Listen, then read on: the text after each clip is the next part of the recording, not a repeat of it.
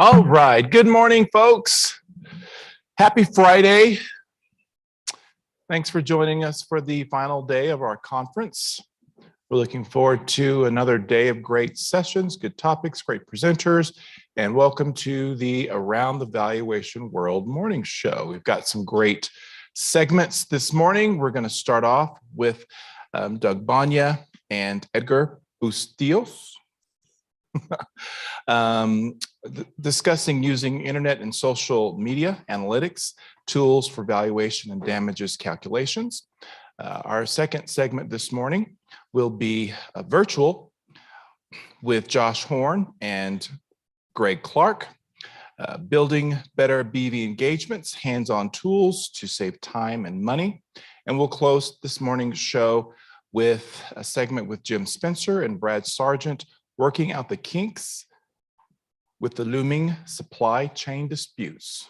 So, Mel, take it away and with our guests this morning, Doug and Edgar. I'm good, right? Gotta turn it on. That helps. That happens at our age. All right. Now, so let me introduce both Doug and Edgar. Doug is the founding principal of Nevium Intellectual Property Consultants, doing consulting in IP strategies and intellectual property litigation. He's got a certified licensing professional, which I'm curious about. Google Analytics certified individual, but he's had some recent experience in working with social media investigations, analytics, and I think that our industry is changing, and seeing that from your view is going to be interesting. And Edgar is a recent few years in 2019 joined the firm and does valuation analysis and damage analysis and calculations, Excel modeling, and with respect to damages and infringement and those things. So we've got a wealth of knowledge here in this specific space. I've got some questions for you. Whoever wants to field them, we'll take them. The first question I have is how does social media impact our valuation and litigation work? Thank you. Well, as it relates to social media and the internet from a business point of view, I mean, we look at websites as a new corner store. Remember the days we used to go walking around downtown, pop into a store, see if they have something we buy. That's been replaced with websites. And then we look at that foot traffic as search in social media. So, the foot traffic is now going on to Google. My kids want a new pair of Nikes. Where can I buy them? Are they local? Can I get a better deal if they're shipped to us? So, I mean, from a business point of view, that landscape has completely changed. And then from a valuation standpoint, I think as valuation professionals, we need to understand, that these assets have value. In our world, we don't only value a business, we break it down to the assets. That's why we're IP professionals. But there's a difference between a company that has a website and a company that has an optimized website. So, there's value if they put time and effort into SEO, and, maybe they're bringing in more leads than their team of 10 salespeople, and the website doesn't even need a commission. So it's like, if you're in a merger or an acquisition and there's a business that has an optimized website, you need to look into that and see how much revenue is coming in, how much profit is coming in, what does it cost to run that website. So I think to answer your question is you really need to identify the internet assets, which include all the social media accounts. Yeah, and I've got nothing to add. Okay. Right. Yeah, that's perfect. And I think that it's true. I mean, we're all shifting how we do the work that we do, and in the sense of how our buying habits are, where the revenues are coming from, and if we're not taking that into consideration, we're not accurately thinking about risk, exposure, and things that we all need to be thinking about as we're doing our engagements. Right. So, are there specific tools that we should be aware of related to that type of work to start to understand and quantify the impacts of some of these? Yeah, and that's the beauty of internet and social media is back in the day when you had an ad or a billboard out there, there's really no way to quantify how many people viewed that ad. But today with internet and social media, there's a lot of analytic tools out there that'll tell you exactly how many people viewed an ad or interacted with an ad or how much time they spent viewing that ad. Specific to internet and websites, Google Analytics is something that we use all the time. With Google Analytics, you could go in there and view specifics on how many people viewed your website or a particular page, how they got there. So what's driving traffic? Is it a particular trademark? All these kind of things allow a website owner to adjust their strategies. Similar to that, social media also has specific social media analytics tools that do the same thing. Those also incorporate how many likes or how many comments are on those pages. So those are a few of the things that we typically use. But in addition to that, there's Google Trends, which allows you to understand the popularity of a search term. There's other things like Google Keyword Planner that allow you to understand how much somebody's willing to pay for a term in Google Ads. These are all different tools that we use on a daily basis and have helped us with quantifying the performance of a website or social media tools. So you're effectively looking at the traffic to try and value that specific asset, not necessarily, it's part of the business, but you're trying, like you said, you're trying to identify the specific value of each of the assets, and one of them is the website or the online presence. Correct. And if you think about social media, for example, originally it started off kind of as a hey, let's go watch a funny video on social media. But now stupid cat video. Yeah, exactly. As Doug mentioned, businesses are using this for e-commerce, not only for marketing, but for e-commerce. So when we look at valuing a business, we have to understand, okay, is this just a marketing tool or are they actually driving sales on this? So understanding how a company is using these tools allows you to understand the financial impact that those platforms are having on a business. Yeah, I'm embarrassed to say that when I had partners and they first came to me and said, Mel, we really need to do a website for our firm. And I literally looked across the desk at them and going, this internet thing is a fad. It's going to go away. Just let's not waste the money on it. What is it?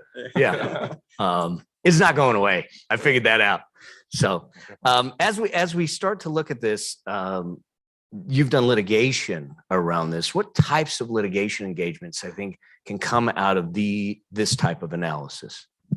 That's really how we got involved with the internet and social media analytics. I have a background of building websites. Then I got introduced to IP and, doing your typical damages calculations with an infringement. But so much infringement started happening online.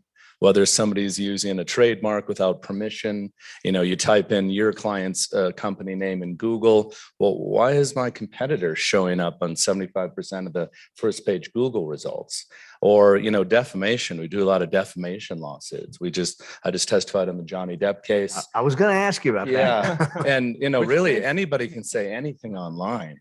And when it comes to defamation, you need to prove that there's a correlation between, the statements and, the bad statements online, and then a causation that those bad statements caused economic harm to the business. So there's some steps you need there, but really, we do a lot of right of publicity work, false endorsement with celebrities. Somebody will throw up a picture of a celebrity next to their products online. It looks like they're endorsing those products. They get sued.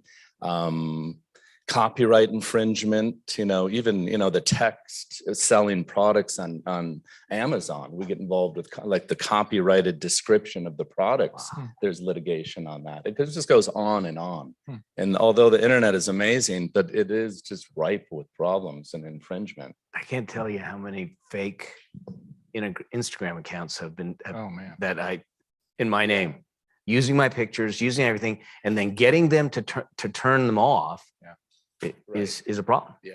Yeah. Yeah. Well, So, thanks, gentlemen. We appreciate you joining us this morning. Their session will be presented, is that this afternoon or this morning? 11:20. yeah. Yep. Just So we before certainly lunch. weren't able to dive into a lot of the details, but in your session, we'll get into that much more. It's a great opportunity to have you both with us. Thank you so much for joining us. Yeah, thank you. And we've got teed up our next segment. Is that correct? Great, thanks. All right. Thank you. Thanks, fellas. We'll talk. Good luck. In our next segment, we are going to be joined by Josh Horn and Greg Clark. Dimitri Yimga. Hi, Dimitri. How you doing? Doing Where is good. he? Hi, Brian. It looks like Salt Lake. It looks like Salt Lake City. Is that Anchorage, right? No, Where that's you are? Anchorage, actually. Yeah. Good morning. Good morning.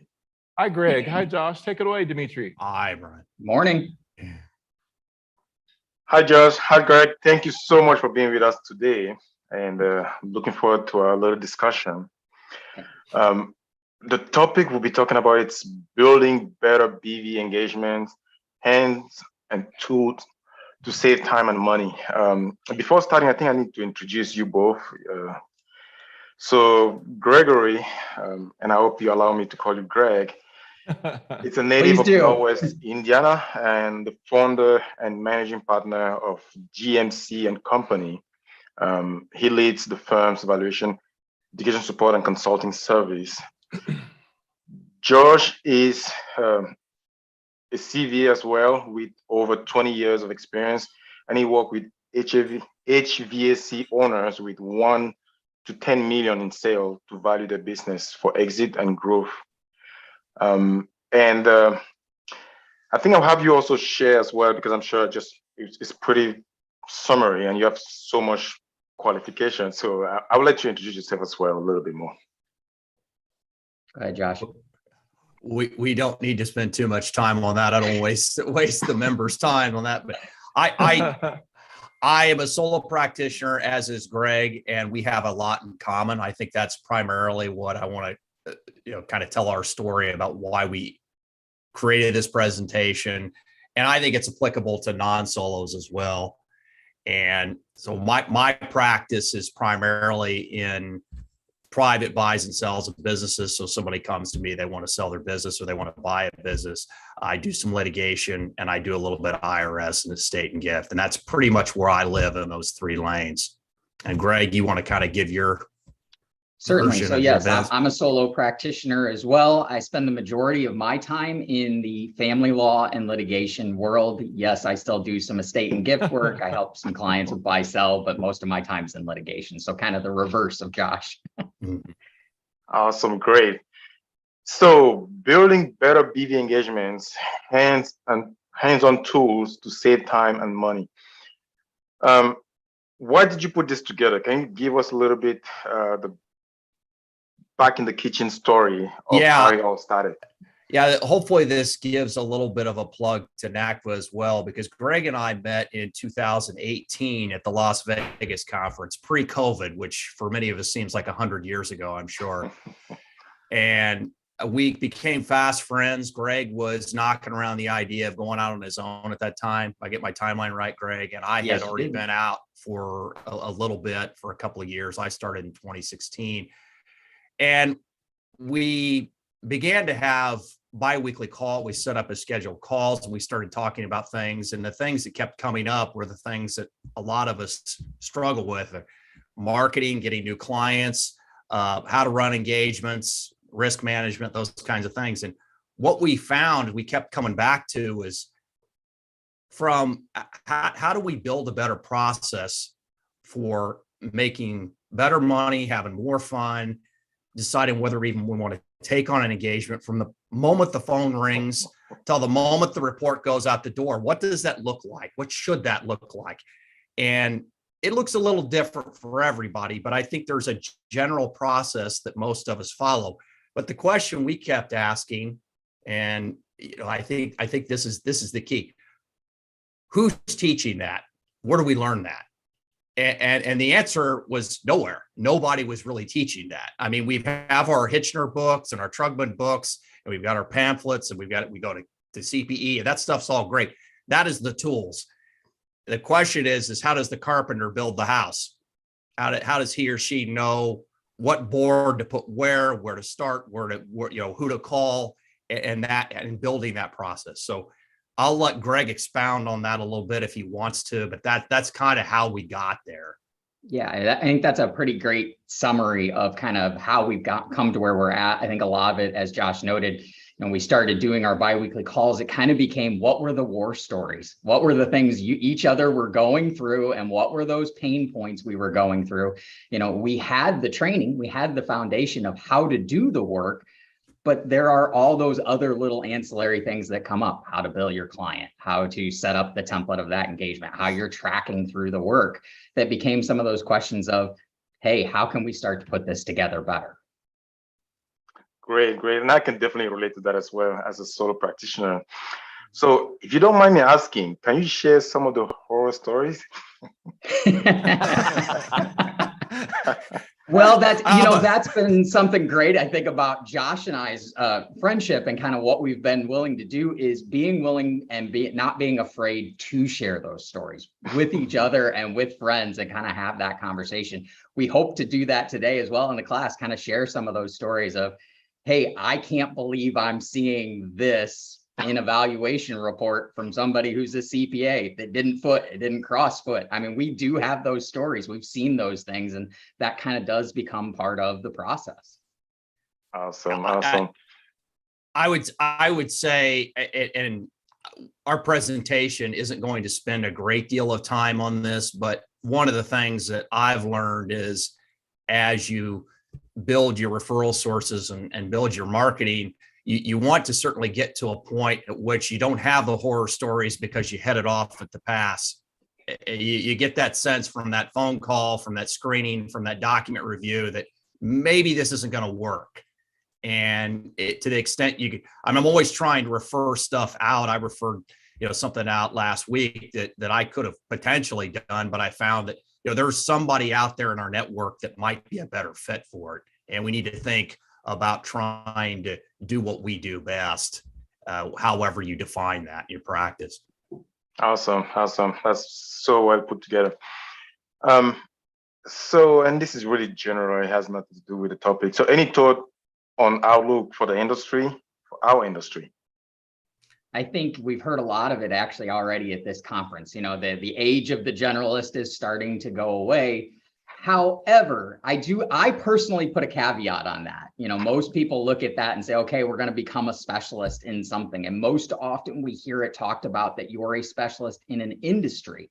Mm-hmm. Well, there are services that we provide. I'm just going to use myself as an example. I love doing family law work. I really enjoy going through that process. That doesn't narrow me down to one specific industry, but I've got to know what the laws and the things are that go into that case to handle that. So I think that's a component of where our industry is heading, is really know what it is you do very well. And to what Josh said, what you don't know, find some colleagues you can start referring work between. Oh, yeah. Yeah, that's great advice. I'm not sure I have a lot to add to that. I mean, I think there's that know thyself phrase. And as we spend more years in the trenches, I think most of us get a sense of where we are strong and where we're weak. I think, there are different schools of thought on this, but I think it's generally best to play up your strengths. And to the extent you have a weakness in your practice or something maybe you're not very good at, find somebody that can help you with that. Delegate that out, or if it's a type of engagement you're not particularly good at, well, then really definitely consider not doing that type of engagement. So those are things to definitely be thinking about as soon as that phone rings. Great. Yeah, I agree. I mean, I certainly have been through that journey as well, and I'm kind of coming down to that same realization as what you both are saying. So can't say much better. We didn't learn it all by doing it right the first time. At least I'll raise my hand and say, yep, you learn from making the mistakes. Yeah, and I'm looking forward to your presentation really today. It's going to be great. So what should members who will be attending your presentation look forward to? What would you say to them? I'm super looking forward to that. I think today, I think our goal today too, in part of it is, yes, we have a presentation, we have what we want to present and work everybody through. We're really hoping people come and ask the questions. Josh and I don't promise that we know everything. As you can hear, we understand we fall down, we're not perfect. But I think getting that discussion with other practitioners at the conferences and at these types of events is massively important.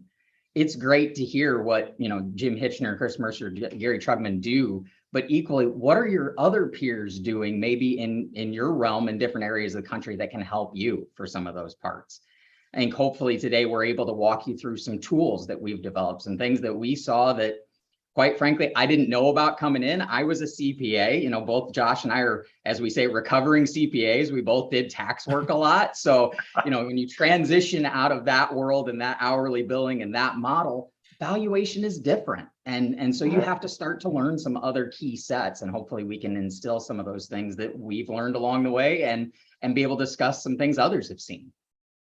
Yeah, that was great what Greg just said. And I was on the standards board for 3 years, and Greg's on the board now. And I cannot say enough about how much that expanded my world. I mean, however you come about it, Mel said, get involved, great advice, try to get involved with the association, because I've learned so much from my colleagues. Have you thought about this? Have you tried this? And that's been invaluable. When I was first starting out and I was making all kinds of mistakes, and there is certainly those of us, Dimitri, you can probably attest to this. You're going to have to experiment. I mean, if you're early to this, there's going to be some falling down and learning. And there may be some folks on this today that have been in it for a while. I still hope that they can learn something from it. I think that this is helpful to consider tweaking your process, as well as those that are just launching out and maybe want to think hard about how they're going to develop that process before they get too far down the road. Greg, Josh, I think a question popped up in the Yeah. chat. Do I you all do see that? something. Yeah, I do Yeah. see it. So the question Would was you from a mind, marketing would you mind perspective, are sharing we- that? Sure. Yeah, would you mind sharing that question? We've got about 5 more minutes. Yeah, so it in your looks like segment. someone asks if, from a marketing perspective, if we're utilizing the email platform called SendGrid and MailChimp to send out educational informational article, etc. Yeah. I can answer that. Yes, but not consistently, unfortunately. So I have my MailChimp set up. I've fallen off the wagon, as they say, and I haven't been doing as much of that. I was doing a ton, particularly of video, and it's incredible. That's the fastest growing area on the internet. And I encourage all of our members to consider video highly. YouTube is really easy to use. Do get a good microphone and a good camera if you're going to do it.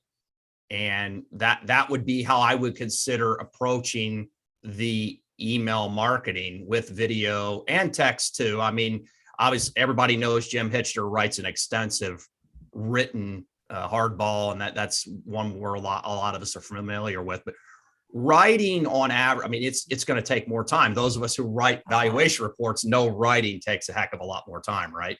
So if you're looking for quick turns on things you can get out there in the market, I would highly consider videos, even just 2-minute shorts. And you can set that MailChimp up. If you don't know how to do it, find somebody that does. Hire them. I mean, honestly, MailChimp is a little clunky. I've used it. I have the account. I'm not a huge fan of it, just because it's a little clunky. So find somebody who can help you with it. Yeah, and I think those are all great. They're great marketing tools. I think I saw it quoted once: "You market one to many, but we sell one to one." So I've tried to kind of put that into my practice of, I've done the old fashioned, just kind of based on my locality. I have a list of attorneys in Excel. Do I have all their emails? 100%. Do I still send a bunch of that out via mail? Yes, I do. Yes, I know it's a 1% return, and I realize that's old fashioned, but too, some of what we do depends on the market that you're in. Now, I think that's a big thing to remember. We hear a lot of these tools and they're great. You got to find what works for you and what works within your market and the people you respond to. And, Yeah. knowing your market first is what dictates the rest of that. Yeah, that's true. And Go ahead, Dimitri. oh, sorry. So I wanted just to add on what you both said. I think that video is something that's really growing right now, and it's a very effective tool. I've used MailChimp. I mean, I have an account set up on that. I don't use it as much as I did at the beginning. Yeah. I One thing that I'm gonna be jumping on, and I really think that's really because nowadays everyone is watching something, listening. I mean, so video is definitely something that we should all be considering going forward. I think the message here is to not, it's not the platform, but it's the process. It's us committing to a process to get ourselves out in the world that we want to play in a way that they get to know us for the expertise we have. Correct. And whether that's an email platform, I agree with you, Josh. To me, video is the way to go. But even if it's not, and doing snail mail like Greg's doing, that's different now because they're getting a ton of email stuff. So now they're getting chunky packets in the mail. They're going, wait, I'm going to open it. It's a different thing. So, but I think the thing is to commit to a process because it doesn't just happen. It's not like the phone just rings. We got to make it ring. Yeah, there's no magic bullet, right? You've got to have a mix. What I hear you're suggesting and Mel touching on, video, email. Fortunately, now we can get back and walk the beat, right? As you probably might do, Greg. And there's no magic bullet. You've got to commit to it. Just like most of everyone did to get a credential or to learn the technical aspect. You've got to learn and commit to marketing and growing. And any closing comments?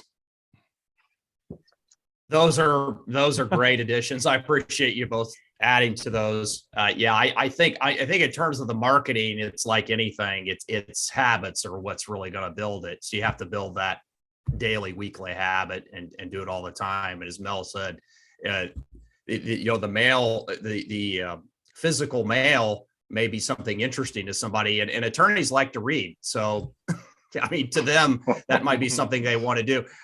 One thing I do hear, and I presume most of you and some of you may be hesitant to jump into this if you are in litigation. And I don't know if we have time for Greg to comment on this, but there's been, okay, I'm going to put this on video and then somebody's going to potentially hold that against me. I hear that a lot, but that's actually a good point. Just keep in mind that we have to stand for something or nobody is going to call you.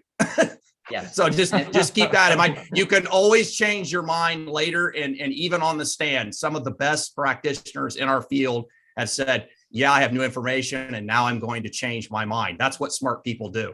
If you are expecting the idea that everything that you are going to say or do is going to be the same over time, I think that's really naive. So that's part of the video process. You make it, maybe you change your mind, you learn. And if somebody wants to hold that against you, good luck in litigation, period, because at some point that's going to happen. It's just going to be the nature of the beast. I agree. That's a great closing comment. You have to stand for something or nobody's going to call you. Yep. Good one. Okay, Josh, you might want to Thank you, trademark guys. Thank you. Thanks. that. Thank you. All right, thanks, guys. Thanks, I'm gonna have Dimitri, Doug work Greg, on the Josh. trademark on that. Right? We'll have Doug do it. All right, our final segment this morning will be hosted by Janae Castell. She will be speaking with Jim Spencer and Brad Sargent about working out the kinks in the looming supply chain disputes. Gosh, I'm getting a deck done on my backyard. Started that process in March. Yesterday, my contractor calls, I can show up today. I'm like, wait, no, I can't. And he said, if you don't come now, it's going to be like September, end of October. How much are you paying above the original bid price? I'd like to Tell know ya, right now. Dude, Any kind of I home just improvement finished it. It's project. one of the most painful I want my deck. experiences. Good morning. We want our deck. Yeah. Good morning. Good morning. Morning. All right. So Brad and James, you're going to be talking about kinks in the supply chain.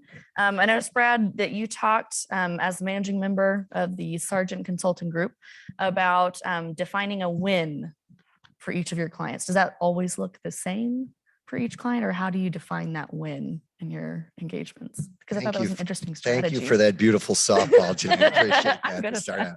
out. Good morning and happy Friday. A win is different on every case. We spend a lot of our time in litigation space and fraud examination and business valuation, of course, economic damages.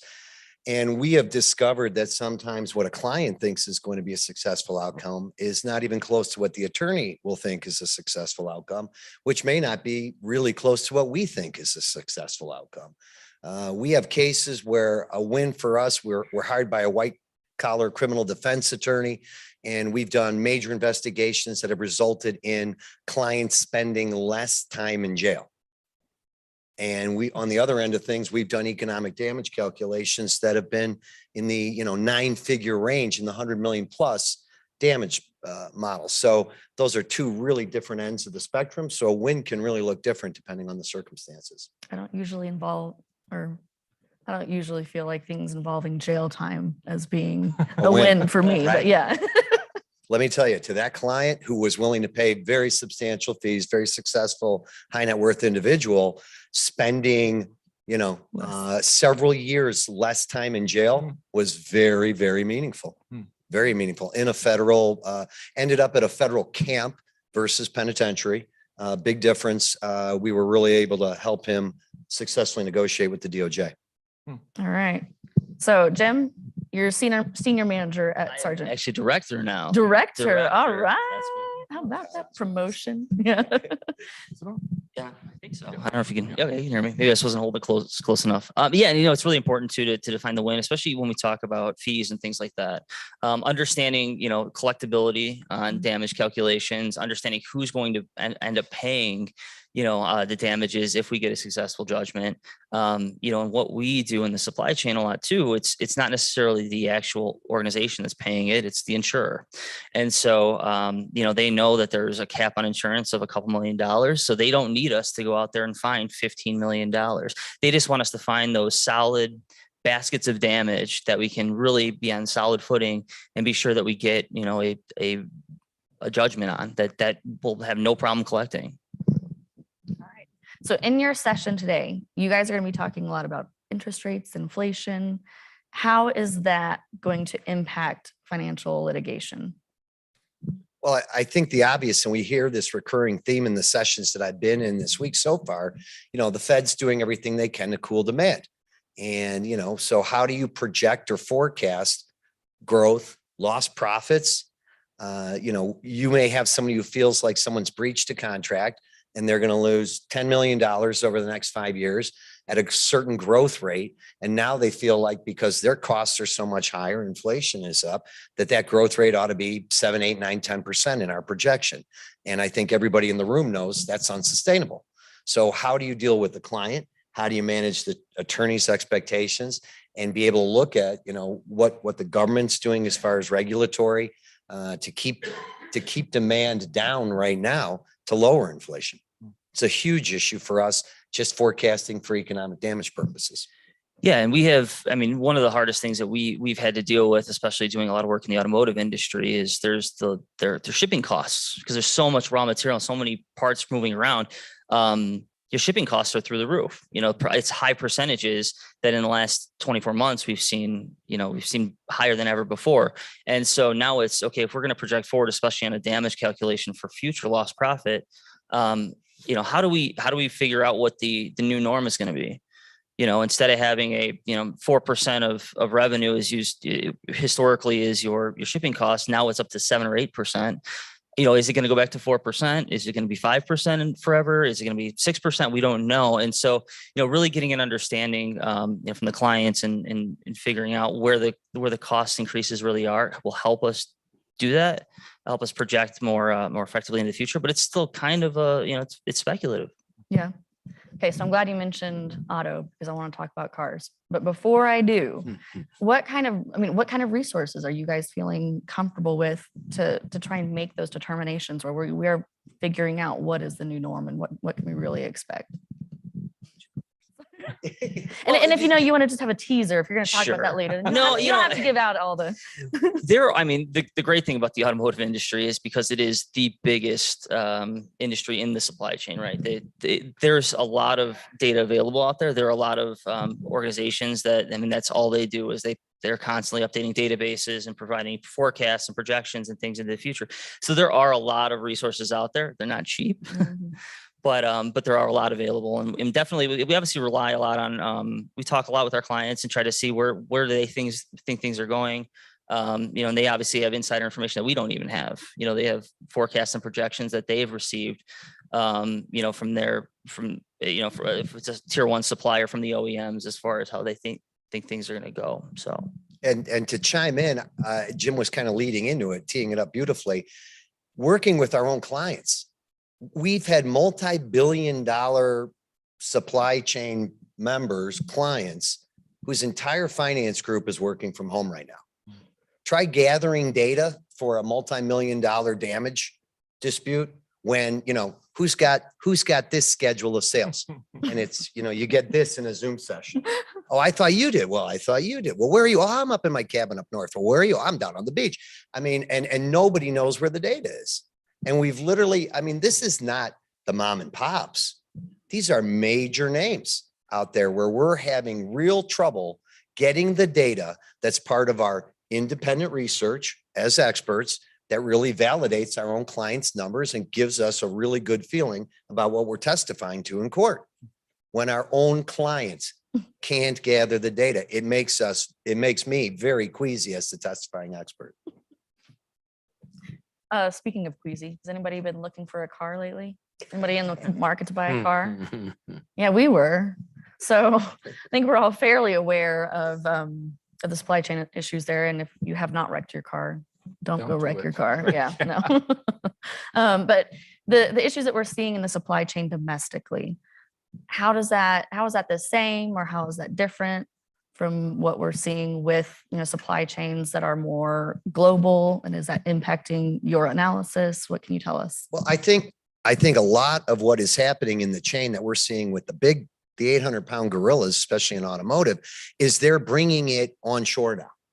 What they used to pay for, they've all learned the lesson that they cannot have cargo containers full of microchips and processors out on the Pacific Ocean outside of Long Beach, California. So they're bringing it into Columbus, Ohio. And we're seeing more and more of that right now, that they're willing to pay more on labor rates domestically, but to be able to control it, not have to bring it, bless you, cross-border. So much of our metal, so much of our base supply is coming up out of Mexico, smaller countries within NAFTA, outside of NAFTA. And we are now seeing how completely vulnerable when you're waiting on your goods to come from someplace outside of the United States, that puts these huge organizations and slows down their production lines. So they're bringing stuff onshore. There is a future benefit that we see to that. This is reality. This is happening. They're making those investments. That's only good for the U.S. economy. I'm so glad you said that too, because that leads right into the next question I wanted to ask you. So all these supply chain, things are getting better, right? We're making different decisions. We've learned. So this is all 100% better, right? There's no no potential pitfalls that you think you might see. Go ahead. No, What does it Well, mean for You got to litigation? stand for something like the last session said. Listen, I think one of the things that we're all seeing, and we really kind of ran into with the pandemic, so many people walking off their jobs, so many people, and it's not the 20-year-old Gen Xers, it's the baby boomers who had a chance working from home to really assess their lives, their careers. Were they getting those intrinsically valuable things from what they did for a living, and questioning that and walking off their jobs? And that's just created, not just on the loading dock in Long Beach, but in the C-suite at a lot of corporations. That's created a real shortage of talent and a real supply demand issue in the workforce. Again, not just at the hourly union people, but at the very highest levels, people are walking off their jobs. They're just saying life's short. The pandemic's made them reassess everything. And so we're seeing, especially with the big players in the industries, real change at the top and turnover. Mhm. I mean, CFOs, oh, well, I can't talk about what happened in that breach in 2018, 2019, pre-COVID, because I wasn't here. Yeah. Well, what about the controller? Oh, they weren't here either, because I brought in my whole new team. So nobody was here at the time. What about the salespeople that had the contracts that went out and negotiated everything? Oh, they're not here either. I mean, the turnover is insane. And that, again, it really makes it a challenge to try to do our job, especially assessing damages in litigation. So you're going to tell us how to overcome that in your session? Give us We're gonna talk the about magic it. bullet for We're it. going to talk about it. Zoom helps. Yeah. Well, and the biggest thing the thing that we've taken away from it too is if we even, we've actually had conversations with attorneys that we've worked with in the past that have said, hey, I got this thing, I might need you, but not for another 6 months or a year. It's just late breaking. They're in full on crisis mode. Mhm. And obviously us seeing these things where people are leaving constantly, we talk to them about document everything, be diligent about it. One of the challenges that we've seen is, there's a lot of time and effort put in by C-suite level people, in crisis management mode if something goes wrong. And, and so there's a lot of time and effort put into it, but there's no documentation of the amount of time and effort they put in. They're not great about tracking time related to this particular issue. They're right. Exactly. And they don't think about it. They're like, right now, all we want to do is just make sure that we keep this client and we solve this problem. They don't think about, the litigation that's likely going to arise from it and what they're going to need to, solidify any type of, damage claim. So. All right. So are you going to offer just one perspective of here's a position that a client is in the supply chain? We're only going to talk about issues at the end of the supply chain or only at the beginning of the supply chain, or you guys have things to share for all kinds of companies all throughout the supply chain? So yeah, we obviously we've done work with all parts of the supply chain and even logistics companies that are kind of at all levels, and all throughout the supply chain. So we are going to give some examples of some cases that we've worked on and some types of engagements we've been involved in at all levels. So from the raw material supplier to the OEM to everything in between. That is something that hopefully we'll definitely talk about. And I think is a little bit of a sneak preview for what's coming up.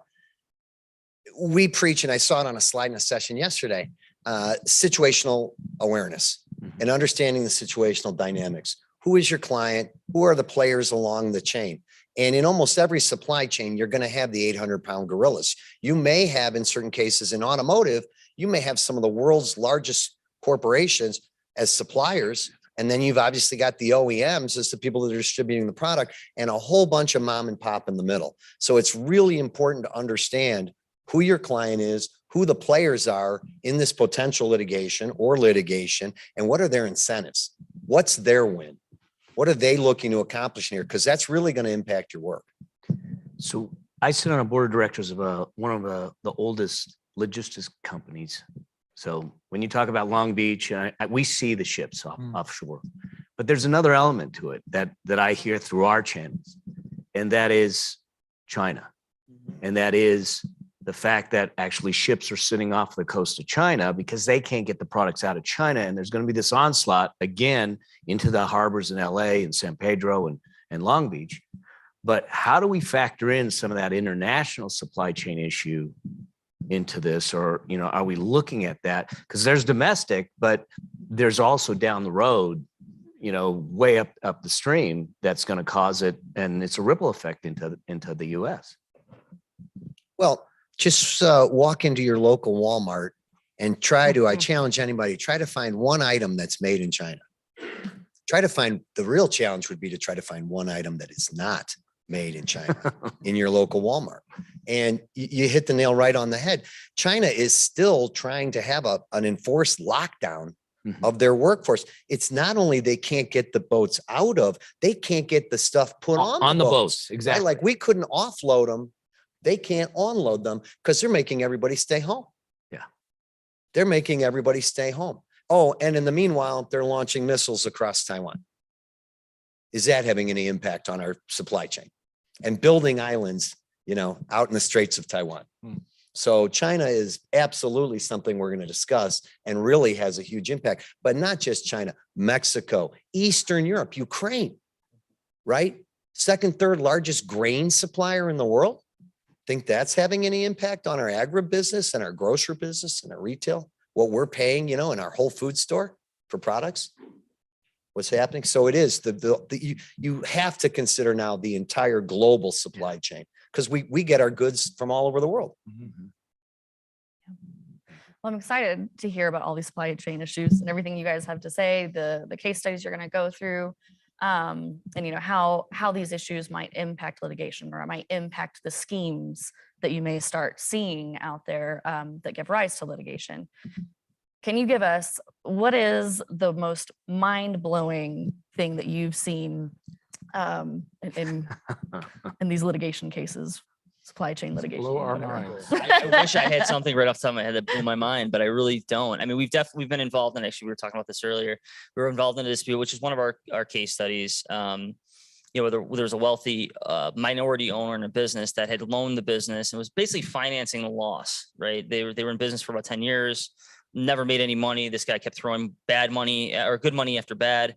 And he ended up passing away, and the heirs to his estate were like, we're not going to continue to invest tens of millions of dollars into this business.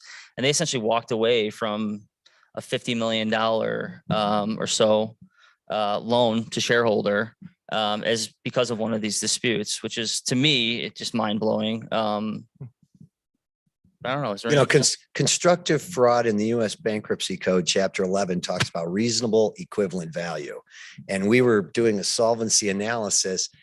This business, for $45 million forgiveness of loan, they were willing to walk away with $1.5 million, and we were another creditor. Our client was another creditor who didn't get paid at the end in the game of musical chairs. So, I mean, usually in reasonable equivalent value, you're seeing somebody on a $45 million loan having to pay way more than that. We got way under that. So we were trying to argue that, look at reasonable equivalent value. What was the factor? 1.5 into 45. Right. It's a pretty amazing, mind blowing on the numbers. Wow. Great. Well, thank you, gentlemen. Yeah. For joining us this morning. Also, Josh and Greg, and earlier Doug and Edgar, and our correspondents. Mel, also, thanks for being with us through the ABW shows during this conference. This session has come to a close. We'll reconvene with our keynote here shortly by Chris Mercer on the state of our profession. We'll continue some of this conversation. Again, thanks, gentlemen.